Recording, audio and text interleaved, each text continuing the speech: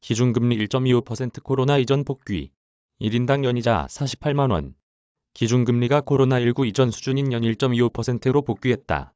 지난해 8월부터 세 차례 기준금리가 오르면서 차주 1인당 평균 연간 대출 이자는 48만 4천원 더 늘어날 것으로 전망된다.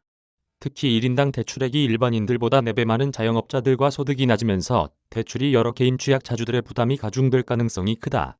한국은행은 14일 금융통화위원회를 열어 현행 연 1.00%인 기준금리를 0.25%포인트 인상했다. 한은은 코로나19 경기 충격을 보완하기 위해 2020년 5월 역대 최저인 0.50%까지 기준금리를 내렸는데 지난해 8월부터 이를 정상화하기 시작했다. 한은이 이날까지 0.25%포인트씩 세 차례 올리면서 기준금리는 연 1.25%가 됐다. 본격적인 코로나19 발생 이전인 2019년 10월에서 2020년 3월 수준으로 복귀한 것이다.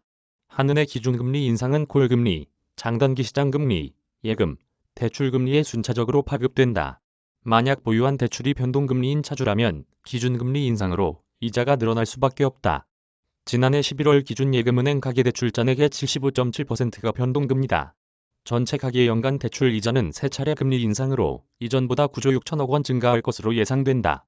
차주 1인당 평균 연간 이자는 289만 6천원에서 338만 원으로 48만 4천원 늘어나게 된다. 그런데 자영업자 등 취약 차주가 느끼는 부담은 훨씬 클 것으로 보인다. 지난해 3분기 말 기준 자영업자 1인당 대출 규모는 3억 5천만 원으로 비자영업자의 4배에 달한다. 정부의 금융 지원으로 아직 자영업자 대출 연체율은 0.19%에 불과하다. 그러나 한은은 지난해 12월 금융안정보고서에서 오는 3월 금융지원 조처가 종료될 경우 자영업자들의 평균 총부채 원리금 상환 비율이 39.1%에서 41.3%로 상승할 수 있다고 바라봤다. 이 얘기는 연소득의 41.3%를 이자 및 원금 상환에 써야 한다는 뜻이다. 한은이 취약계층의 어려움에도 기준금리를 계속 올리는 것은 물가가 높고 가계부채 및 자산시장과 열이 심각해서다. 최근 소비자 물가 상승률은 한은의 물가 안정 목표인 2.0%를 뛰어넘는 3%대를 보이고 있으며 가계부채는 1,844조 9천억 원까지 불어난 상태다.